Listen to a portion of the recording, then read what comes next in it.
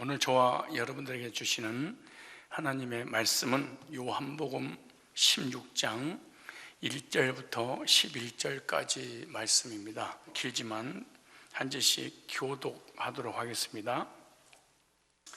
내가 이것을 너희에게 이름은 너희로 실족지 않게 하려 함이니 사람이 너희를 추리할 뿐 아니라 때가 이르면 무릇 너희를 죽이는 자가 생각하기를 이것이 하나님을 섬기는 예라 하리라. 저희가 이런 일을 할 것은 아버지와 나를 알지 못함이라. 오직 너희에게 이 말을 이른 것은 너희로 그때를 당하면 내가 너희에게 이 말한 것을 기억나게 하며 처음부터 이 말을 하지 아니한 것은 내가 너희와 함께 있었음이니라. 지금 내가 나를 보내신 얘기로 가는데 너희 중에서 나더러 어디로 가느냐 묻는 자가 없고 도리어 내가 이 말을 함으로 너희 마음에 근심이 가득하였도다.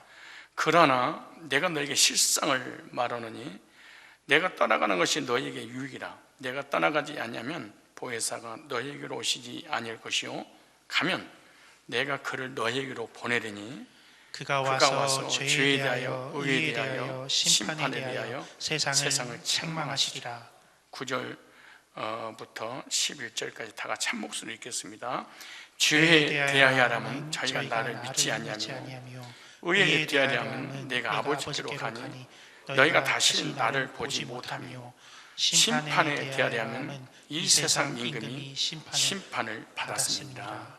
아멘. 오늘 본문을 중심해서 보혜사의 약속과 책망이라는 제목으로 말씀을 증거하도록 하겠습니다. 마태복음 6장 시험 시리즈를 계속하는 중에 시험을 이기신 예수님께서 말씀과 성령으로 준비가 되어서 이기셨다.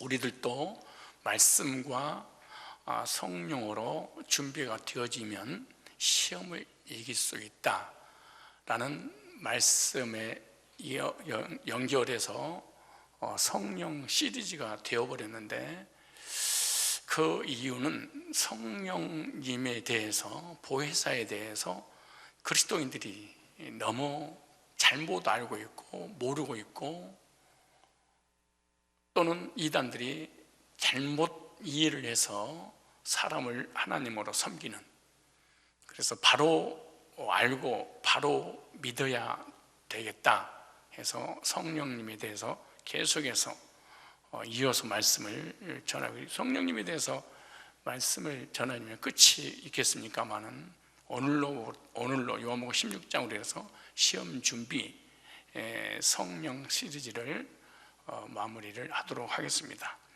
오늘 말씀의 배경은 예수님께서 올리브산으로 가시는 길에서 제자들에게 하신 말씀입니다. 십자가 지시고 부활 승천 하늘 영광 보좌 우편에 앉으신 그 구속사를 이루시기 위해서 가시는 길에 제자들에게 하신 말씀인데, 좀 더 보면 요한복음 16장의 핵심 내용이 뭐냐? 제자들에게 성령을 보내주시겠다고 하는 약속의 말씀입니다. 우리에게 보내주시겠다는 얘기가 아니고 당시 제자들에게 먼저 한 약속이고, 그 다음에는 예수 믿는 사람이 되겠죠. 그런 우선순위로 한다면 제자들에게 해당되는 말씀입니다. 제자들에게 약속했잖아요. 그런데 왜 성령을 보내주시겠다고 약속했을까요? 성령을 보내주겠다고 말씀하신 이유가 있을 거 아니에요? 그것은 요한복음 15장 18절로 27절의 배경입니다. 제자들에게 하신 말씀 중에 세상이 너희를 미워하여 박해할 것이라고 말씀하시면서 그러나 두려워하지 마라 라는 내용입니다. 18절에 세상이 너희를 미워하면, 불신자가 너희를 미워하면, 타종교인들이 너희를 미워하면, 율법주의자들이 너희를 미워하면 너희보다 먼저 나를 미워한 줄 알아. 복음을 싫어 거부하는 것은 바로 예수님을 거부하는 것이고, 예수님을 거부하는 것은 하나님을 알지 못하기 때문이다. 기독교인들이 이 세상에 살면서 핍박을 받지 않는다는 것은 불가능하다는 것입니다. 왜? 복음을 모르고, 복을 모른다는 것은 하나님이 어떤 분인지 이해를 못하기 때문에 그렇습니다. 그러면서 19절에 너희가 세상에 속하였으면, 세상이 자기의 것을 사랑할 터이나 너희는 세상에 속한 자가 아니오, 도리어 세상에서 나의 택함을 입은 자인 고로 세상이 너희를 미워하느니라. 그러니까 구원받지 못한 사람은 구원받은 사람을 미워하는 것은 당연한 거야.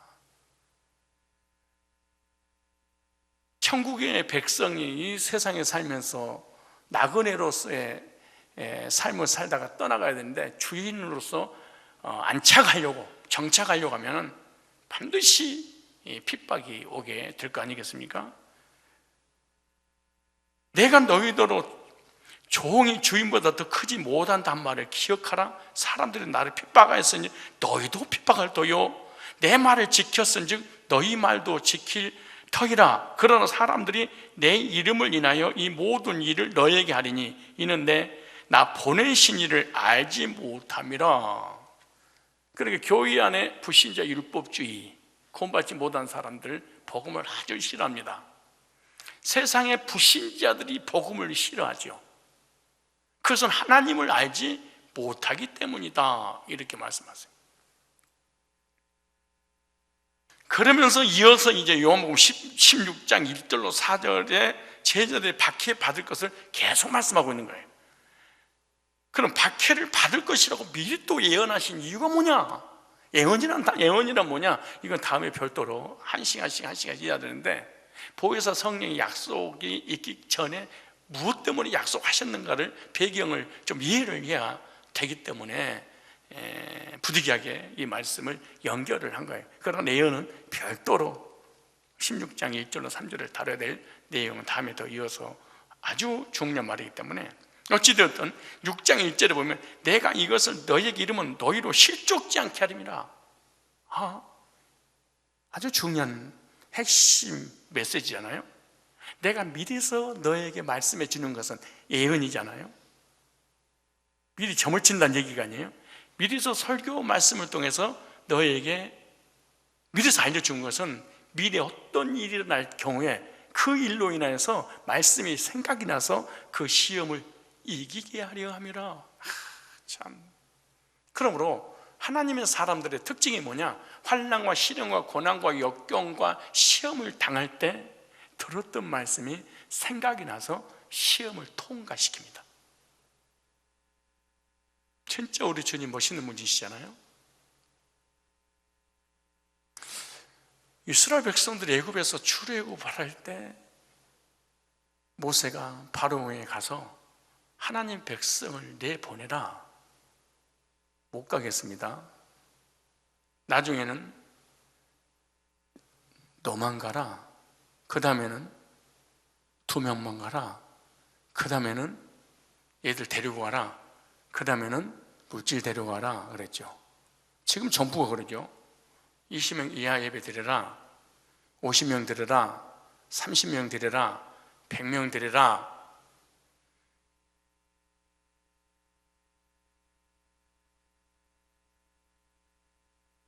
(1.1획도) 틀림없이 바로라고 하는 세상 임금이 했던 행동을 지금 이 시대에 그대로 했습니다. 그들은 그래도 뭔지 성경 응하고 있는 것을 본인들이 모르고 있는 거 아니겠어요?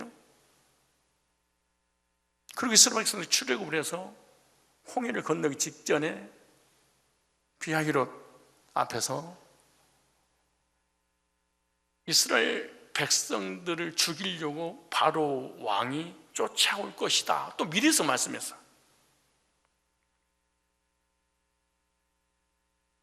그런데 실제로 쫓아왔을 때 그들 속에 미리 말씀하신 것이 기억이 났어야 됩니다.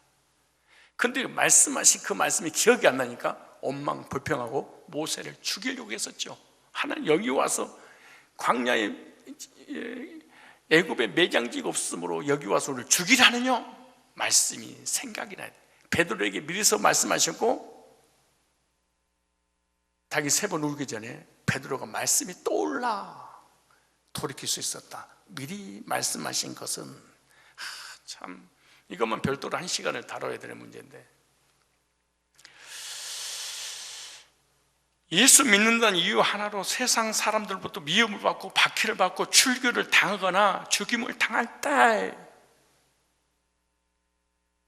앞으로 더 심한 박해가 주어질 때, 이렇게 2절에 사람들이 너희를 추리할 뿐만 아니라 때가 이르면 추리해. 별도로 다들 왜 추리한다고 그랬을까? 물론 너희를 죽이는 자가 생각하기를 이것이 하나님을 섬기는 예라 하리라.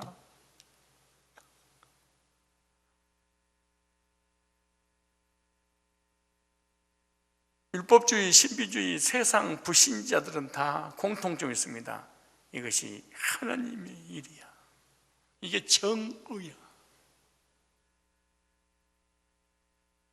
율법주의나 신비주의나 모든 이단들이 다 하나님의 일이다, 그렇게 핍박합니다. 이게 하나님의 의를 가지고 나는 마땅히 할 말을 하는 것이다 라고 하는 거예요. 여기서 추리한단 말은 유대인들이 유대 공동체 안에서 쫓아내고 나중에 죽이기까지 할 것이다. 가장 무서운 거지요. 공동체에 소속되지 못하게 하는 거.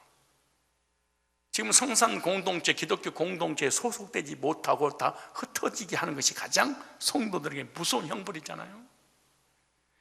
이렇게 하는 자신의 행위가 당연한 처사요 하나님의 일이라고 생각할 거다.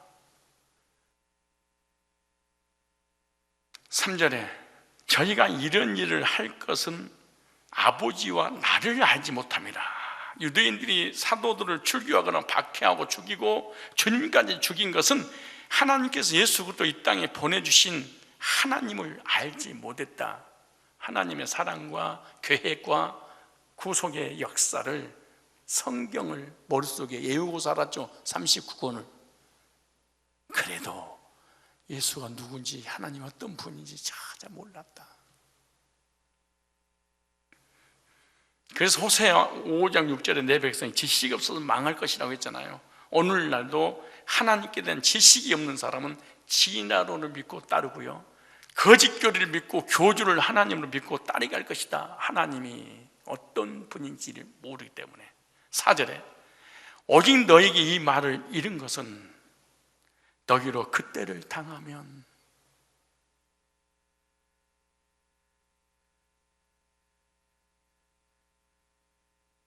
내가 너에게 이 말을 한 것을 기억나게 하며.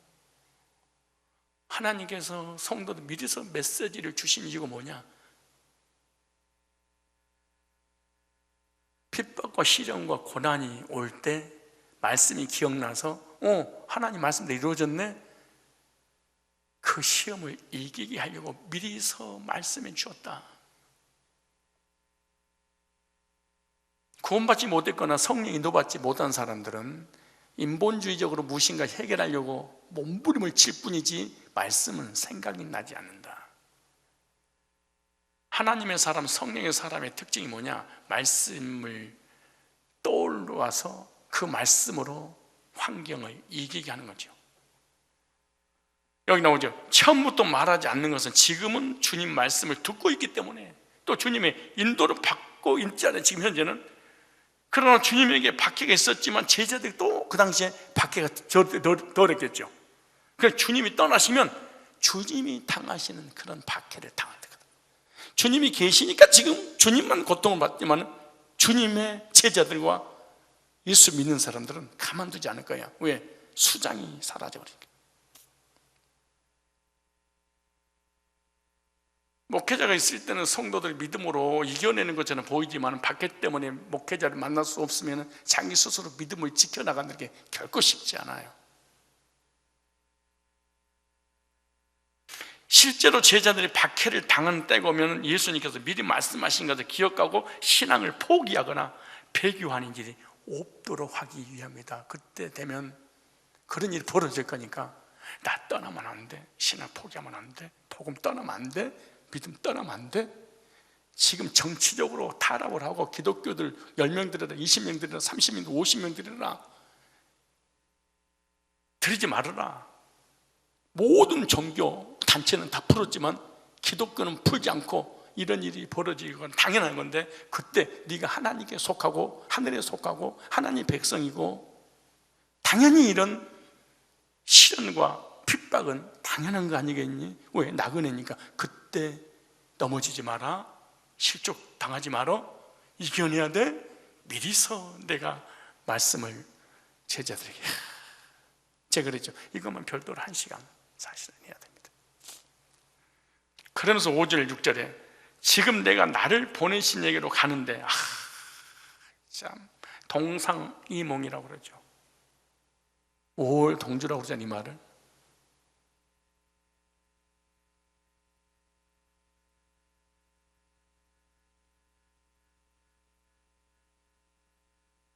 아버지는 사업을 해서 망하는데 얘들은 왜 용돈 안 주냐고 화를 내고 덤비는 것처럼, 엄마 아빠는 너무너무 힘들어서 이혼하려고 그러는데 왜 용돈 안 주냐고 덤비는 것처럼, 교회가 엄청난 핍박과 고난과 환난과 시련과 역경 때문에 교회가 존재하느냐 못하느냐 이런데,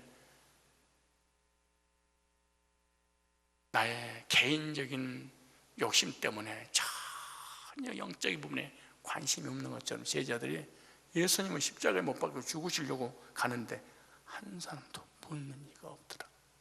제자들이.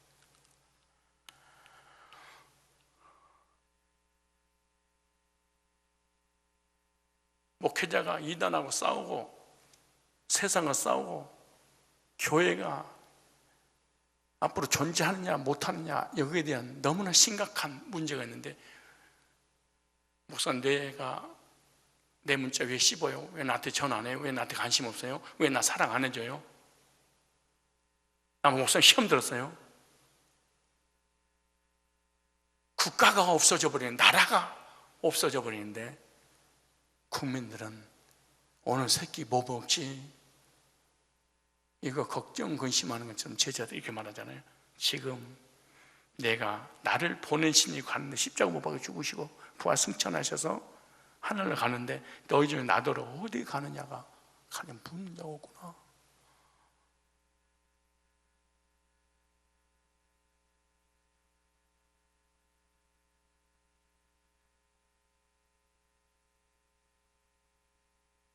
교회가 빚이 있어서 이자를 갚을 수 없는 상황이 와서 헌금 설교를 했더니 교회가 헌금 설교한다고 말이야.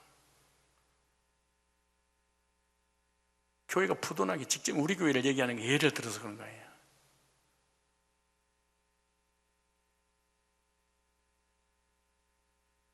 전혀 그런 교회 모임에 헌금하는, 헌신하는 일에 동참하지 않는,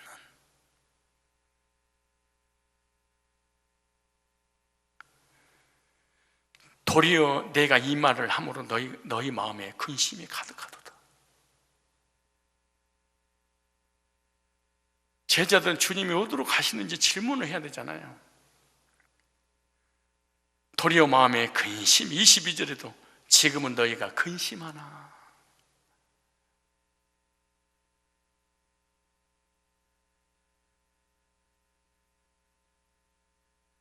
여러분의 고민이 무엇입니까?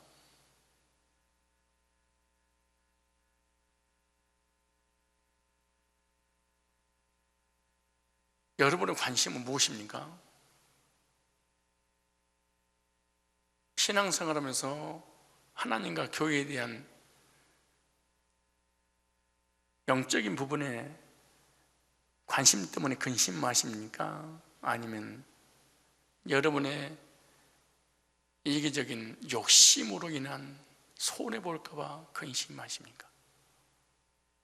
여러분의 근심은 뭡니까?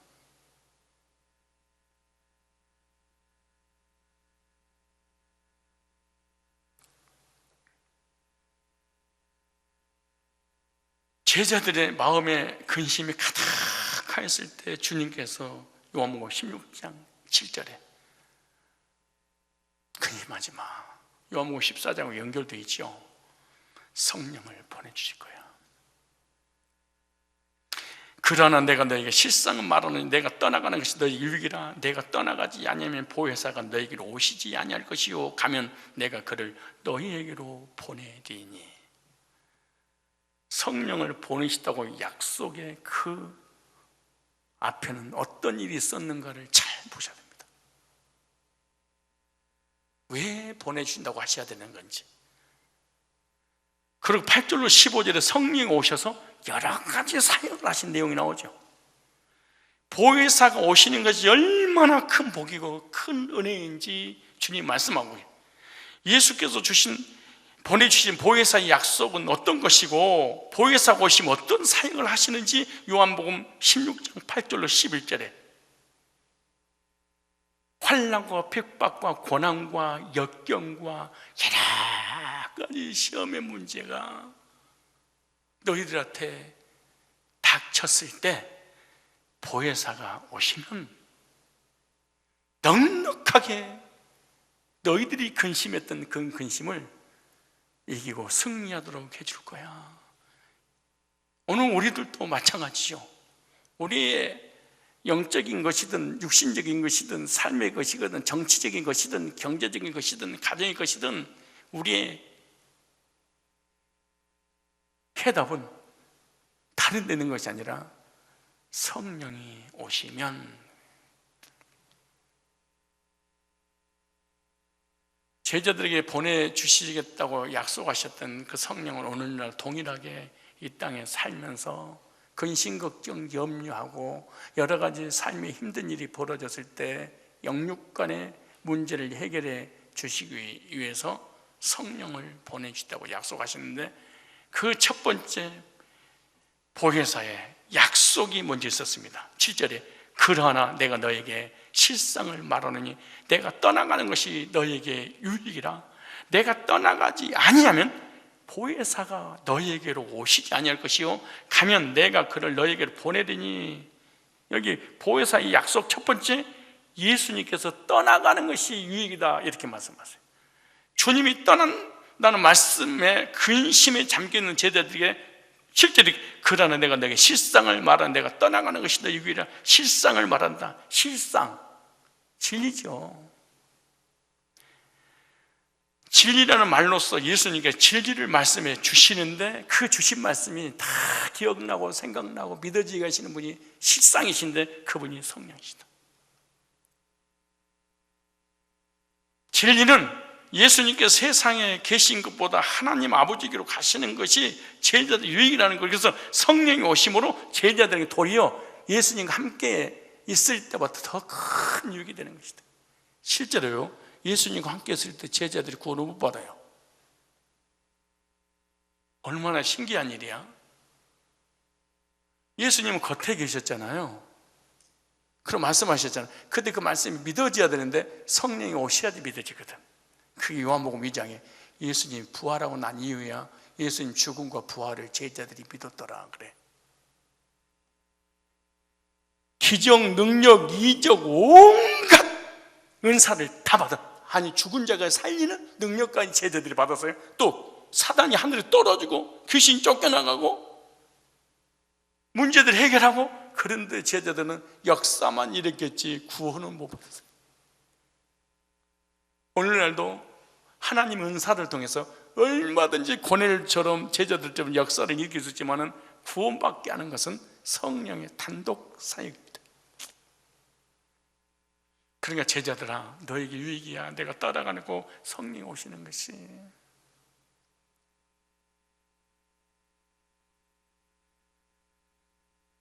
예수님 떠나지 않으시면 성령님이 오시지 않으시기에 38절에 성령이 안 오시니까 보세요.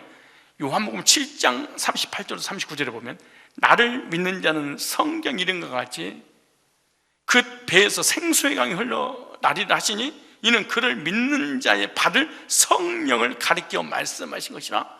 예수께서 아직 영광을 받지 못하신 거로, 예수님 죽으시고 부활의 영광을 받으신, 아직 죽지 않으셨잖아요. 성령이 아직 저에게 계시지 아니하시니라.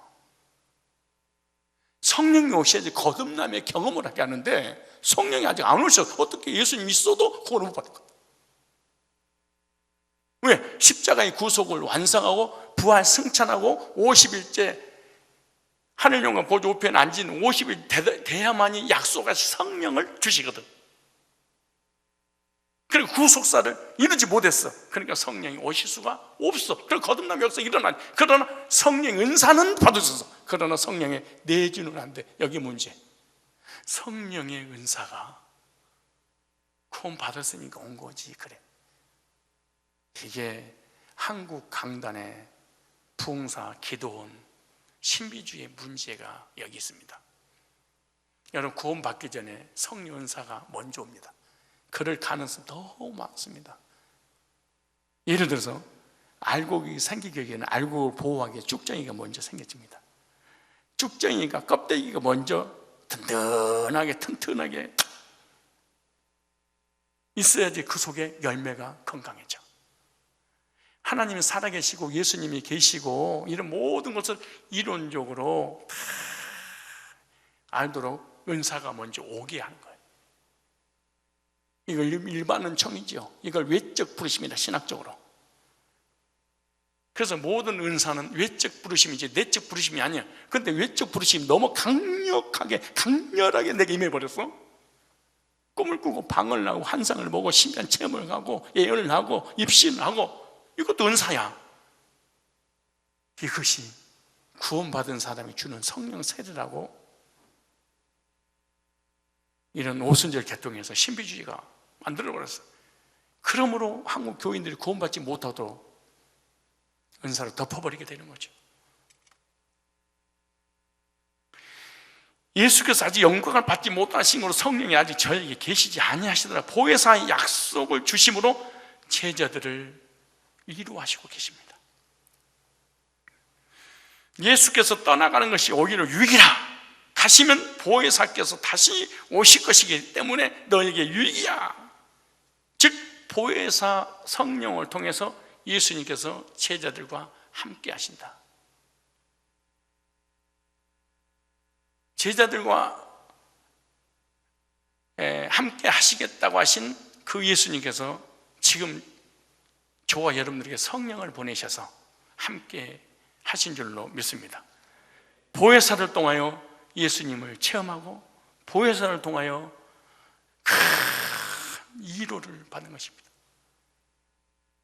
예배 시간에 말씀이 선포될 때 그 주님께서 보혜사를 보내셔서 우리를 격려하고 위로하고 힘을 주고 소망을 주고 승리하도록 인도하시는 분이 바로 보혜사이십니다. 성령에 대한 약속, 두 번째 성령에 대한 약속, 두 번째 뭐라고? 너희에게로, 내가 가면 너희에게 유익인데 너희에게로 오실 것이다. 제자들 직접 해달라는 말씀인데 7절에 그러하나 내가 너에게 실상을 말하는 내가 떠나가지 너희 유이라. 내가 떠나가지 아니한 보혜사가 너희에게로 오시지 아니할 것이요 가면 내가 그를 너희에게로 보내리니. 그리고 보혜사를 보내시다고 약속했었던 그 대상은 먼저 누구예요? 제자들입니다. 근심, 걱정, 염려에 빠져있는 제자들에게 약속하셨는데 보혜사는 너희에게로 온 우리가 아니에요. 2000년 후에 우리에게 일어날 일이 아니에요. 먼저 첫 번째 해당되는 사람 누구예요? 당시에 육신으로 살아있는 예수님과 함께 있었던 제자들 해당되죠. 그러므로 보혜사는 어떤 분이냐? 예수님이 떠나심으로 오시는 분이야. 보혜사의 약속은 제자들이 살아있을 때 오신 분이시죠. 사도들이 능력 있게 복음 사역을 하게 하시려고 보혜사를 보내주신다.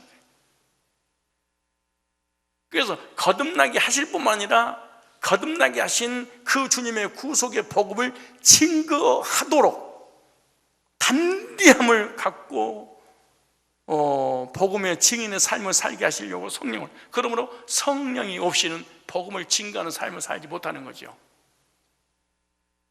왜 우리가 복음을 증거하지 못하는 건 사실 성령이 안 오셔서 그런 거죠. 성령이 오셔야 구원받고 예수님의 증인 땅끝까지 이르러 내 증인이, 예수님의 증인의 삶을 사는 것은 성령의 역사죠. 구원과 증인의 삶을 사는 것은. 근데 내 안에 성령이 안 오셨는데 어떻게 증인의 삶을 살겠습니까? 우리가 짜장면이 오시면 짜장면의 증인이 되는 거예요. 어떤 장로님 저를 만나기만 하면은 이 주변에 유명한 식당으로 저를 인도해요. 그래서 우리 장로님은 이 식당의 증인이시구나. 이 식당의 역사를 잘 알고 계셔. 왜 맛있는지, 근데 어떤 문제가 있었는지 등등등. 그래서 사람들이 알아. 왜? 손님이 자주 오시니까. 그래서 거기를 증거해서 증인으로서 나를 인도해서 같이 식사를 하게 하는 거죠. 육적 증인도 이렇게 증거를 하는데, 우리를 거듭나게 하셨던 그 예수님의 거듭났다면 예수님의 증인으로서 예수님을 증거하는 그런 삶을 살아야 되는 것이 바로 성령이 임하시고 난 다음입니다. 그런데 왜 이 말씀을 좀 제가 더 해야 되는 이유가 뭐냐? 이단의 교주들은 다 예수의 영이 자기에게 임해서 자기가 재림주가 됐다 이렇게 말합니다. 근데 예수님은 재림하실 때는 가시적으로 오시는 거예요. 보이게 오셔. 그러나 예수님께 보내신 영은 성령이야. 보이지 않게 우리 속으로 오시는 거예요.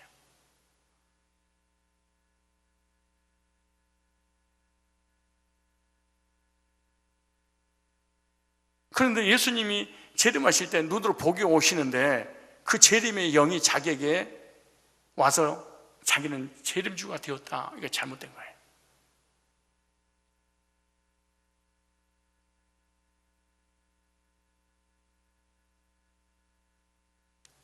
큰 두 번째, 초대교회 당시에 주님께서 약속하신 성령이 실제로 제자들에게 약속하신 대로 그대로 오셨습니다.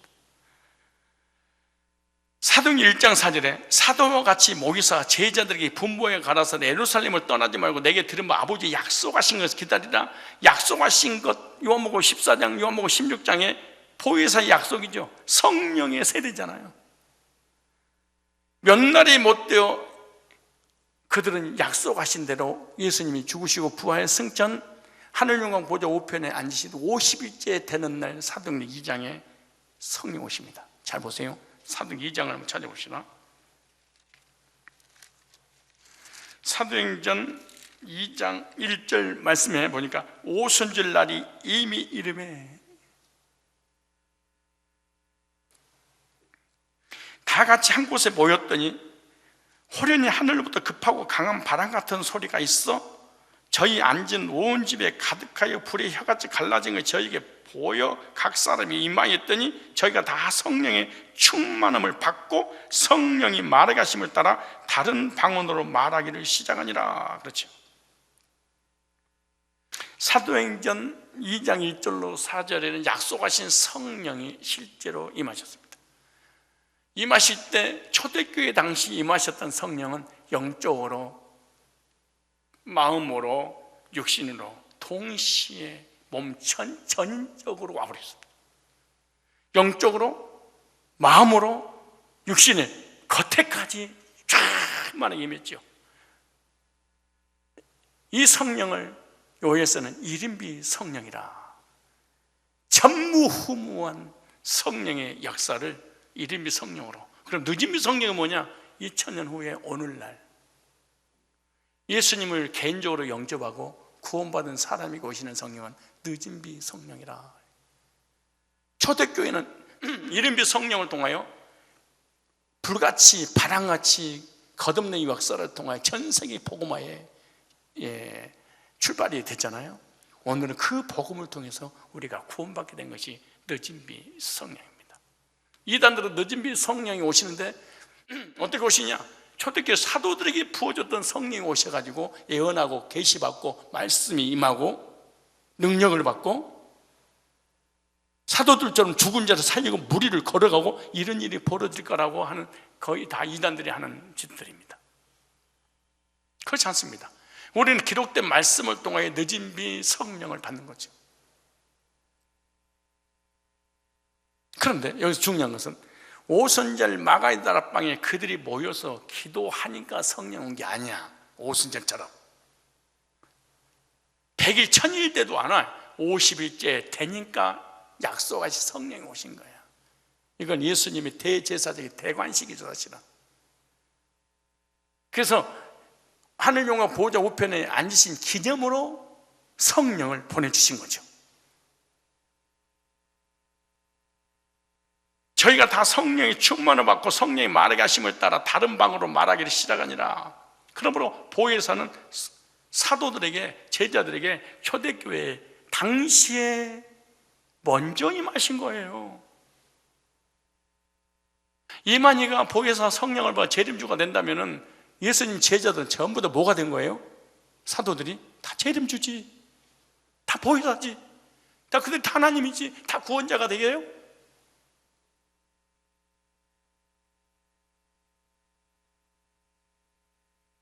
이만희가 보혜사라고 한다면 2000살이 돼야 돼요?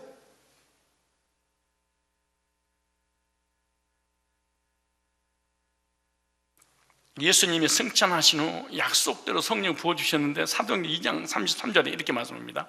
하나님이 오른손으로 예수를 높이시매 그가 약속하신 성령을 아버지께 받아서, 그러니까 성령은 하나님이 주시는데 어떻게?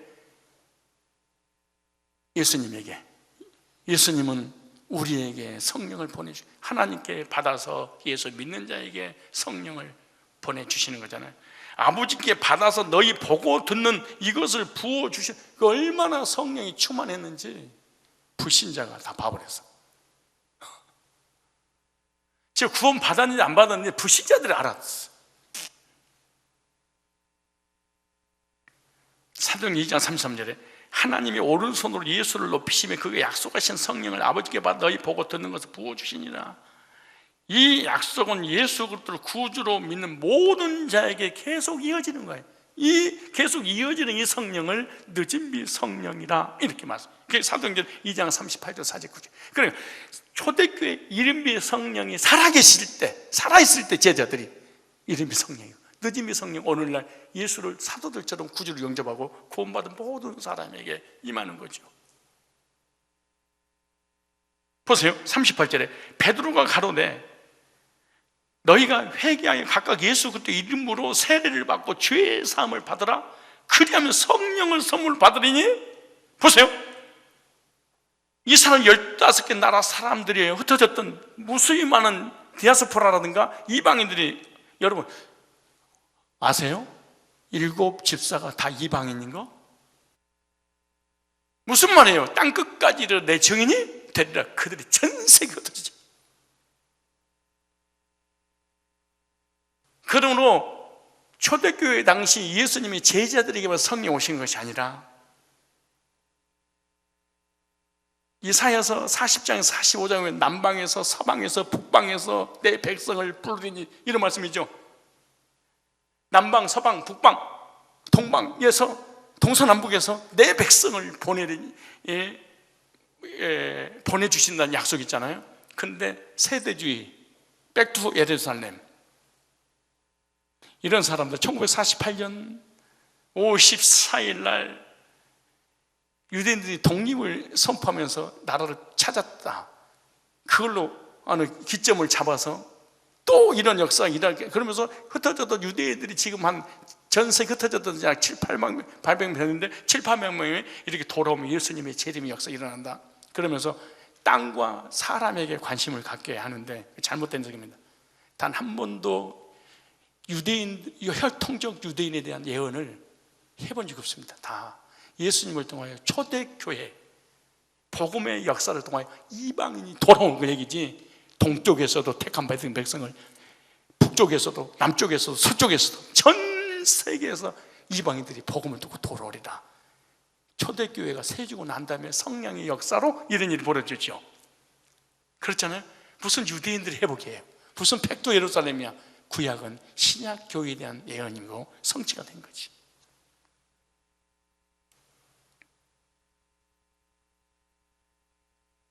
인천에 유명한 목사님이 계셔요. 내 친구 목사인데 목사님, 유대인의 회복을 위해서 내가 지금 비행기 한 단에 부를 때마다 1억 5천씩 내 자비를 들여서 전 세계 흩어졌던 유대인들을 이스라엘 땅으로 보내는 그 일을 내가 하고 있어.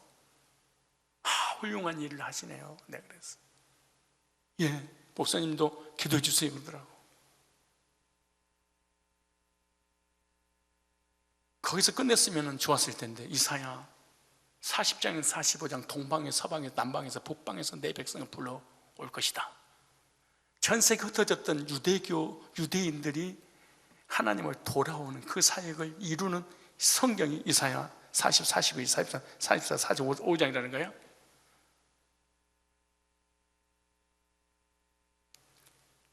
그게 뭡니까? 메시아니기래. 목사님, 영혼을 흩어졌던 유대인들에게 복음을 내서 그 영혼을 구원하는 이스라엘의 영혼 구원의 회복으로 증인으로서 그 사역하면 괜찮아? 메시아닉해서 다시 이스라엘을 회복시키는 유대 그 선민주의에 빠지면 이단데 그거 하지 마라. 이사야 40장부터 있잖아요. 그래. 목사님, 그 얘기가 아니야. 그러면 유대인들 어떻게 되는 겁니까? 그럼 유대인들 어떻게 되는 거예요? 예배서 2장 12절로 18절 나오잖아. 혈통적 유대인이 아니라 영적인 유대인들이 그리스도 안에서 다 얼어버렸잖아요. 이방이나 유대인이나. 예수 피로 가까워지는 것이지 신약이 와서 다시 이스라엘 회복하고 그런 게 어디가 있습니까? 그렇게 오랫동안 수십억을 들여서 했는데 그래요? 목사님 또 전하겠습니다. 몰라요. 모르니까. 이 약속은 너희와 너희 자녀와 모든 먼데 사람 곧 주 우리 주 하나님이 먼데 누구든지 신약에 와서 얼마든지 부른 자에게, 유대인들도 부르지 않으면 하나님 안 오시는 거예요. 이방인도 부르면 초대교회 7 집사가 다 이방인들이었어요. 40절에 또 여러 말로 확증하여 고난에 가로 너희가 이 패역한 세대에서 구원을 받으라니 예수님 믿고 죄산 받으면 성령을 선물로 주시니. 그러므로 예수님의 거룩하신 보혈의 피로 죄산 받는 사람에게 보혜사 성령을 보내주다. 비유풀이 하는 사람이 아니야. 요한계시록 푸는 사람이 아니야. 예수님의 보혈로 죄를 받고 나의 구주로 주인으로 왕으로 영접하는 사람에게만 하는 것이죠. 제자들에게 약속했어요. 약속이 성취됐어요. 약속하시고 성취된 성령님은 오늘 예수님 믿고 구원받은 사람에게 그 약속을 그대로 뭐 하는 거예요? 성취시켜줘서 구원받고 이루하시고 격려하시고 승리케 하실 줄로 믿습니다. 그런데 세 번째 7절 8절입니다. 이제 7절 이제 오늘 본문 다시 7절로 8절이죠. 그러나 내가 너에게 실상을 말하니 내가 떠나갈 너희 유익이라. 내가 떠나가지 아니하면 보혜사가 너에게 오시지 아니할 것이요 가면 내가 그를 너희에게 보내리니. 8절에 오셔서 하는 사역이신 스스로네. 눈을 찔르고 금리빨 만들고 장풍을 날리고 입신을 나고 예언하고 삼청정 갔다 오고 그런 게 어디가 있습니까? 성령이 확 끌어가가지고 바울이 받은 삼층천을 보고 계시받은 이런 이단성을 가지고 있는 사람과 이단들이 얼마나 많은지 몰라. 성령을 몰라도 너무너무 모르는, 이 요한복음 16장만 이해를 해도. 잘 보세요. 16장. 그가 와서 예수님께서 보내신 성령이 오시면 와서 죄에 대하여 의에 대하여 심판에 세상을 책망하시리라.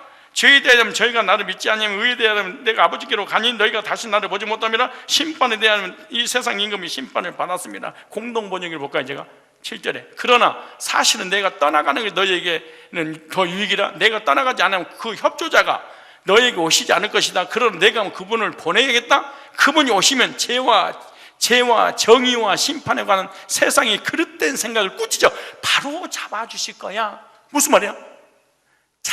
죄에 대하여 의에 대하여 심판에서 잘못 알고 있는 기독교인들에게, 율법주의자들에게, 신비주의자들에게, 성화주의자들에게 구원받지 못할, 그렇게 하나님에 대한, 복음에 대한 개념이 안 됐으니까 구원받지 못하는 것인데, 그 개념을 보다 더 중요한 게 개념을 만드신 분이잖아요. 개념 위에는 하나님이 계시잖아요. 하나님이 죄에 대해 의에 대해 심판을 개념을 주셨어요. 그 개념을 이해하면 하나님이 누군지 알아요? 누가 그러대? 수학 박사를 향해서 수학을 어떻게 하면 잘해요? 한마디 하려고 했더니 개념 정리죠? 그러더라고. 아니요. 그럼 뭐예요? 왜 개념이 생겼는지가 중요합니다. 자기 학생이 800만 명이더라고. 자기가 가르친 학생이 800만 명을 가르쳐. 보통 사람 수학 잘하려면 개념을 알아야 된다는 거예요. 수학의 가장 중요한 개념 아니에요. 개념이 왜 개념이 되었는지를 아는 것이 공부 잘하는 겁니다. 이러더라고. 죄에 대해 의에 대해 심판에 대해서 주님께서 개념 정리를 해주실 거예요. 성령 오시면.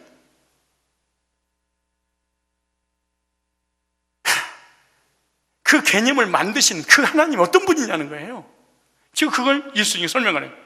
다른 성경에 보면은, 현대의 성경에 보면, 그러나 사실은 내가 떠나가는 것이 너에게 더 유익하다. 만일 내가 가지 않으면 돕는 자에게서 오실 수 없다. 돕는 자께서 오실 수 없다. 내가 가야 그분이 오신다. 내가 가서 그분을 보내실 것이기 때문이다. 그분이 오시면 이 세상에 죄와 하나님의 정의와 심판에 대해서 잘못 생각하고 있는 점을 깨닫게 해줄, 잘못 알고 있다는 거야. 하나님 믿고 기독교를 믿고 성경을 믿고 성령을 믿고 그렇게 믿음 좋은 사람들이 신학을 하고 박사를 하고 교수를 하고 목회자를 하고 그렇게 기도하고 헌신하고 충성하고 땅 팔고 논 팔고 냉자고 팔아가지고 건축하는데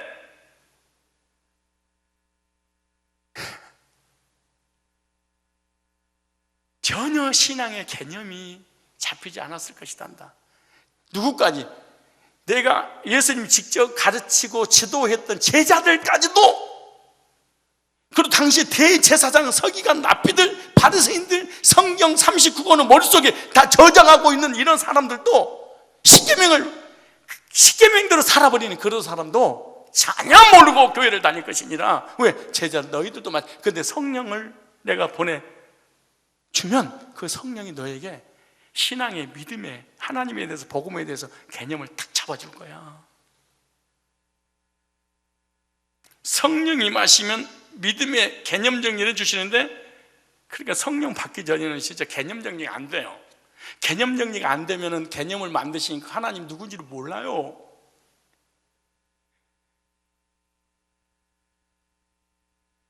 죄와 의와 심판에 대해서 일반인들, 자연인들 구원받기 전까지는 제자 너희들도 마찬가지야. 믿음을 잘못 알고 있어, 너희들. 근데 성령이 내가 말씀을 전해줘도 너희들이 이해를 못하지. 그런데 내가 보낸 성령이 오시면 바른 믿음을 갖게 해줄 거야. 교정해 줄 거야.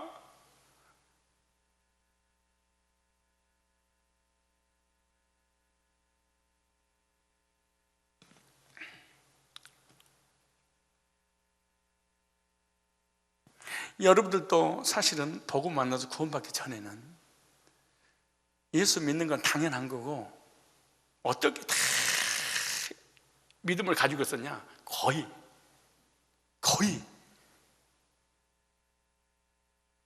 성령을 받기 전에, 보혜사 오기 전에 죄라 함은 어떻게 생각한다고요? 율법을 범하면 죄, 십계명을 범하면 죄, 도덕과 윤리적으로 잘못하면 죄.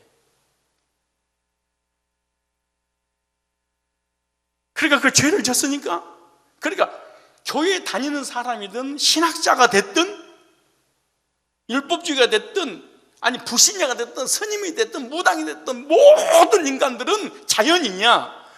예수님의 제자들도 자연인이야. 예수님 앞에 3년 6개월 또 직접 제자 훈련을 받았던 수제자들도 자연인이야. 누가 오기 전에는? 성령님이 오시기 전에는. 그때 모든 사람들이 죄, 그러면은 율법을 범한 것을 죄라고 할 거야. 그리고 그렇게 가르치고 그렇게 배우고 그렇게 전할 거야. 모든 70억 인구가 다 죄에 대한 개념을 그렇게 알고 있을 거야.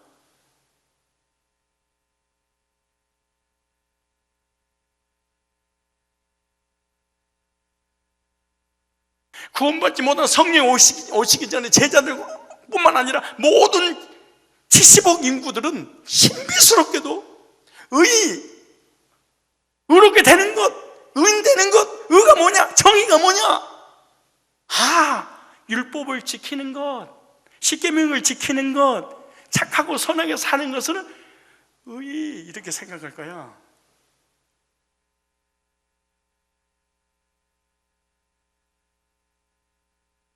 심판, 율법을 범하니까 불법이 되고 불법이 죄가 돼서 죄인은 심판받고 지옥 가. 착하게 살고 선하게 살고 율법을 지키고 십계명을 지켜서 성화돼서 구원을 이루어나가야 돼. 다 이렇게 할 거야. 한 명도 빠짐없이 다 그렇게 할 거야. 하다못해 제자들까지도, 사도들까지도.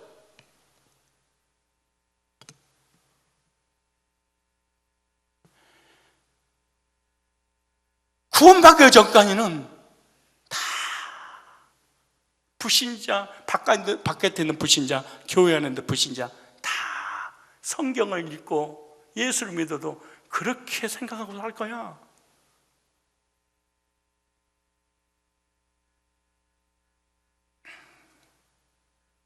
제자들아, 사도들아, 내가 십자 못 보여주고 부활 승천 한영호 보좌우편에 앉아서 너희들에게 성령을 보내주실 텐데 그분이 오시면 무슨 일을 하시느냐? 사역. 너희들을 위해서 무엇이 하실 거 아니에요? 그 첫 번째가 뭐에 대해서? 죄에 대하려 하면 그래요. 그가 와서 죄에 대하여 그러죠. 성령님이 오시면 제일 먼저 죄가 무엇인지 개념 정리해 줄 거야. 죄 중에 가장 무서운 죄가 무엇인지 알려줄 거야. 너희들이 죄 중에 가장 무서운 죄가 살인죄고 사람 죽이고 도덕 윤리적인 죄지. 근데 성령이 오시면 죄에 대한 새로운 개념을 새롭게 바꿔줄 거야. 율법을 범한 것을 죄라고 배웠지. 그 도덕적인 죄야. 율법을 범한 이 자범죄보다 더 무서운 죄가 있는데 그것이 뭐냐? 율법을 범하면 죄가 되고 죄의 삭은 사망이니까 율법을 지키면 죄가 없으니까 영생 얻는다고 생각하지. 근데 성령이 오시면 그게 그렇게 잘못 믿고 잘못 알고 있는 것을 바꿔줄 거야. 어떻게? 예수 믿지 않는 것이 가장 큰 죄란다.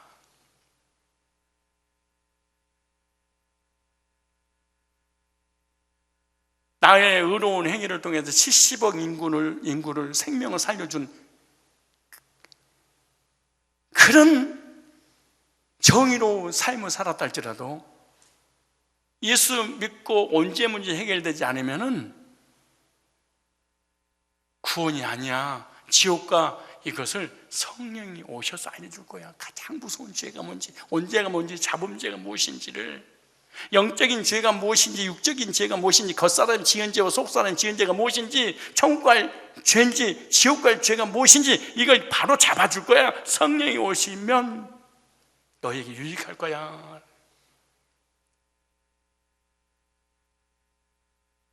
죄에 대하여 바로 알게 하는 것이 뭐야? 복음이죠. 예수님을 믿는 것이 죄 문제의 해결이고 구원의 길입니다. 그러니까 보혜사 성령 오시면 죄의 해결책을 알려줄 거야. 단번에 죄 문제가 해결되는, 단번에 영혼이 온전케 과거, 현재, 미래의 심판의 문제가 단번에 끝나도록 복음이 전해지고, 복음이 전해지면 성령이면서 단번에 거듭나서 언제 문제 해결되고 사망의 문제 끝내서 너에게 영생을 얻게 해 주실 거야. 성령이 오시면. 그러나 복음이 전해지지 않으니까, 복음이 죄에 대한 개념을 바로 알려준다면 정확하게 한국교회 강단에 복음이 제시가 안 되니까 성령을 받을 수가 없습니다. 성령이 오실 수가 없습니다. 그다음 보세요. 성령이 오시면 의에 대하여 하면 내가 아버지로 간 이거는 참 죄에 대하여 하면 예수 안 믿는 것이 가장 큰 죄다. 다 이거 알아요. 스님도 알아요. 이 정도는. 무당도 알아요. 자기 자녀들은 그래서 교회를 보내잖아요. 이건 예수님 십자가 피 흘려 죽으셨다는 거 다 알아요. 그런데 의에 대하여 하면 의에 대하여 바로 잡아주실 것인데 성령 오시면 이렇게 말해요. 얼마나 애매모호한 말씀인가 보세요. 의에 대하여 하면 내가 아버지께로 가니 너희가 다시 나를 보지 못하며 예수님이 제자되고 예수님과 헤어지는 거예요.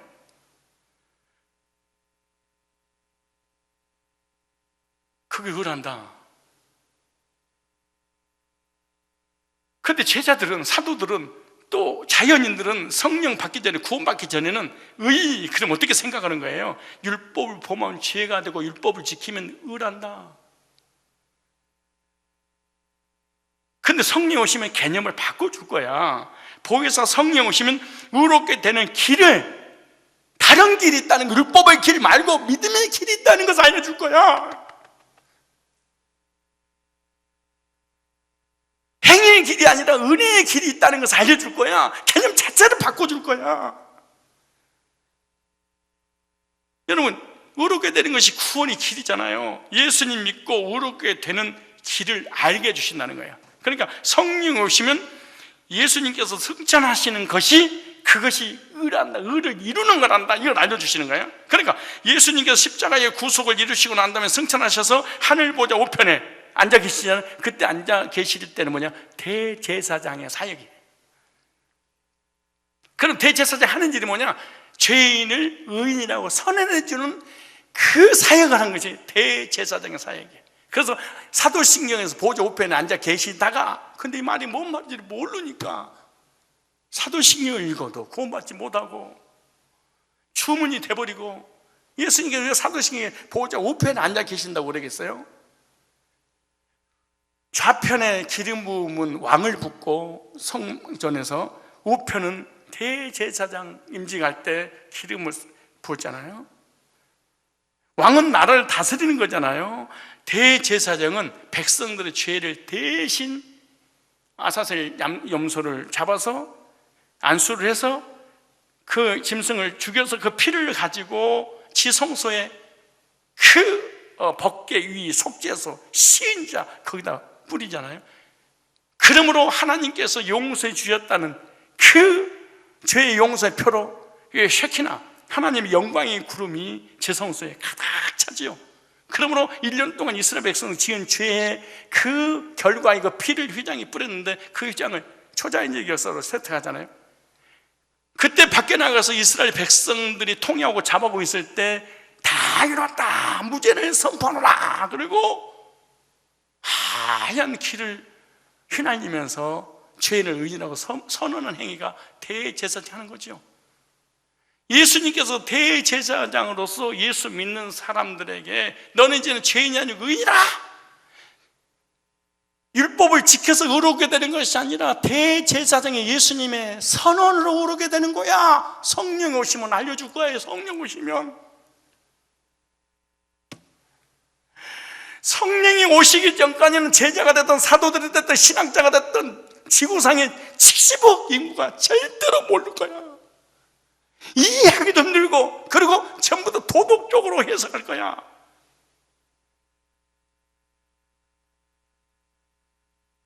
그래서 로마 4장 25절에 사도 바울이 기가 막힌 말씀을 써놨어요. 로마 4장 25절 한번 읽어볼까요?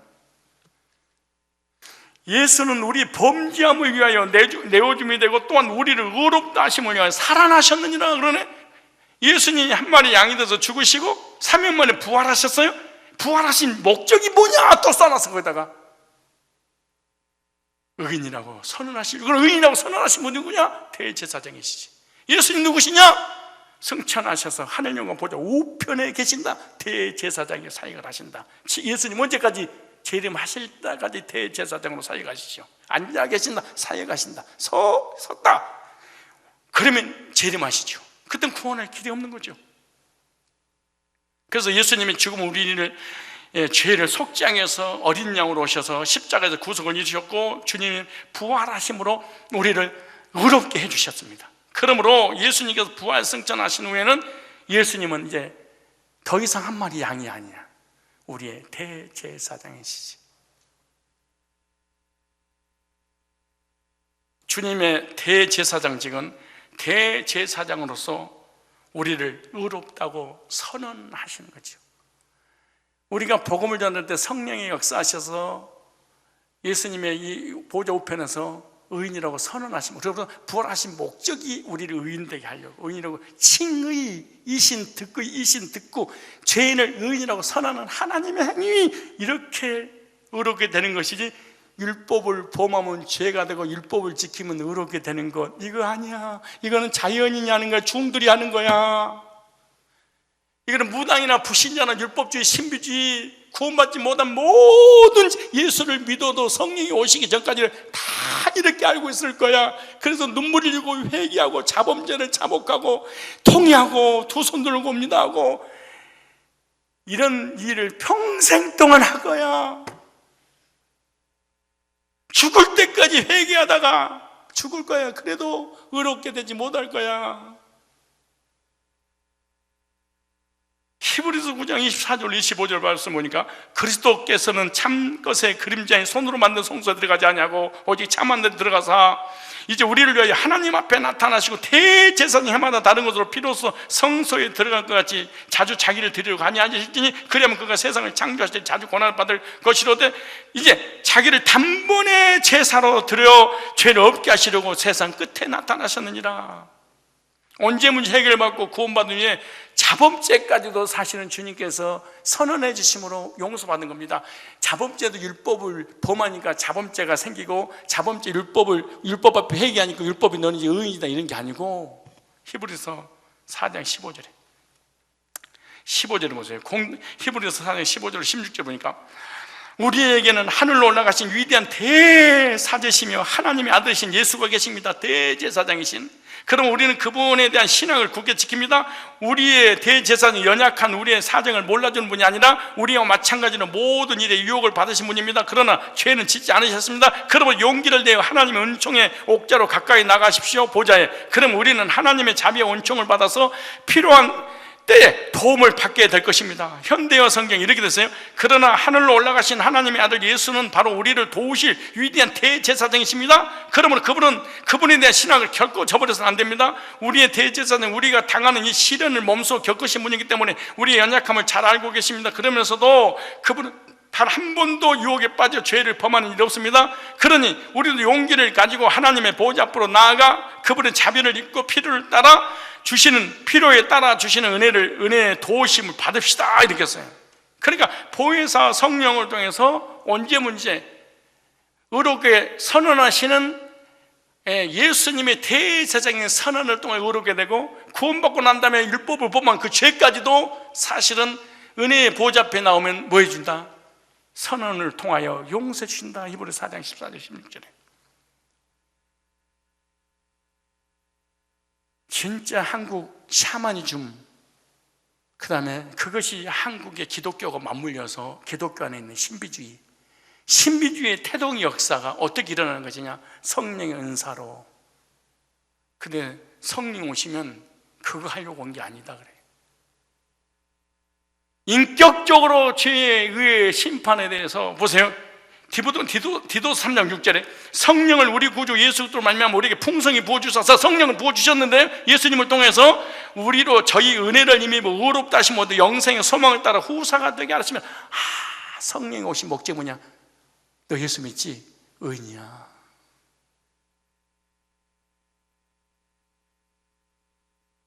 부활하신 건 너를 의롭게 하려고 부활하신 거야. 의롭다고 선언하시려고 오신 거야. 그걸 알려주려고 성령이 오셨대요.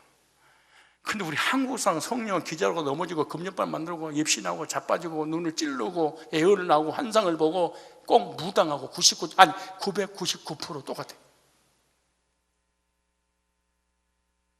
기독교는 그렇게 유별나게 설치는 종교가 아닙니다. 사실은 인격적인 종교지. 기독교는 말씀의 종교지 체험의 종교가 아닙니다. 이방인들은 육체의 체험의 종교입니다. 은사의 체험, 신을 체험하는 거죠. 그런데 기독교는 신을 체험하는 게 아니에요. 말씀을 경험하라. 말씀이 생각나게 하심이라. 그 성령을 통해서 의롭게 하심의 은혜를 입고 구원의 확신, 하나님의 자녀 후사가 되었단다. 그 다음에 심판에 대하면 심판을 대해서 잘못 알고 있단 말이에요. 그런데 심판에서 바로 잡아줄 거야. 이 세상 임금이 심판을 받아서, 여러분 보통 사람 일반인들이 죄의 그러면 율법을 범한 거, 의의 율법을 지키는 거, 율법을 범했으니까 사망, 심판받아. 보통 구원받게 되는 심판에 대한 두려움이 사라지지 않을 거야. 그런데 심판의 두려움을 가져다 누구냐? 세상 임금이, 사단이 그런다는 거예요. 그런데 성령이 오시면 심판, 면제, 무시험, 합격, 이걸 알려주고. 왜? 사망의 권세자 먼저 사단의 세력이 끝났으니까. 예수님께서 부활하시고 사망이 끝났어요. 그러니까 예수 믿는 사람이 죄를 져도, 징계는 있어도 사망을 당하지 않고 영생 얻어, 이걸 성령이 오시면 알려준다는 거예요.